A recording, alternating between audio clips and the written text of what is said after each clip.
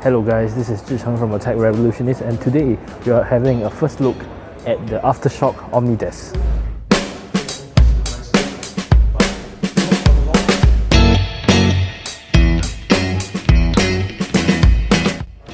So the Aftershock Omnidesk focuses a lot on the ergonomics aspect as well as different use case scenarios. So we are going to take a look at 3 different aspects of this whole table.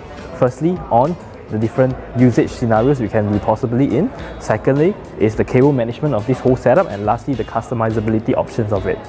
So firstly, when you take a look at the different at this desk, the first thing you realize it really sets out different from the other desks is that it has customizability options in the height. So this is actually height adjustable and is actually motorized, so you don't have to physically carry the whole table up and down. Instead, you have very simple buttons over here. It has 4 presets, 1, 2, 3, 4, which you can set it by yourself using the M button, or you can just tap on the down button or the up button to control the height. So if let's say I want to set to a certain preset for my certain use case, for example I'm lying down or I'm standing up, so for example I want to lift the height up, I can press either up button or a preset. Let's say my number 2 button is actually a preset for a very high option for standing, then I can actually directly press number 2 and it will be adjusted to the specific height. Similarly, if I want to set it to a very low height, I can press number 4, then it can be adjusted to the bottom.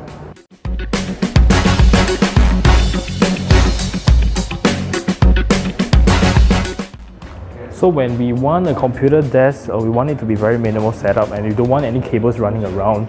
So in fact, the Aftershock Omnidesk has cable management built into the tables. So if you move on to the bottom, you can actually see that the main strategy of cable management is done by having a single cable management block over here, or a container for all the different cables.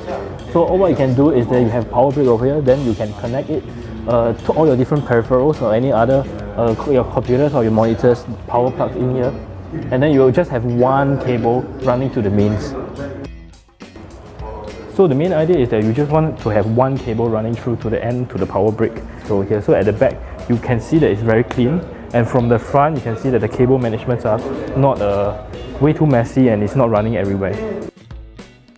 So the Aftershock Omnidesk actually comes in different kinds of tabletop options.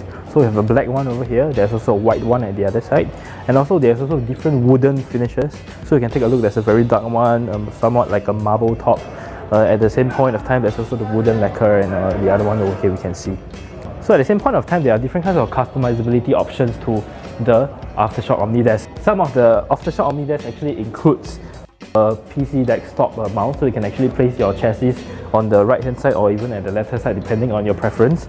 There's also a speakers mount at the same point of time, and then you can also include features such as a wireless charging pad to wirelessly charge your phone, and even the power brick that pulls up for your different cables that over here that you have seen previously. So the Aftershock Omnidesk actually is a very affordable piece of table. It starts from $630, which is the bare minimum, including the tabletop and the controller, as well as the whole motorized setup. It's actually available at the Aftershock website for customization. So you can actually get it now at aftershock.com. This is Zhicheng from the Tech Revolutionist, signing out. Again, bye.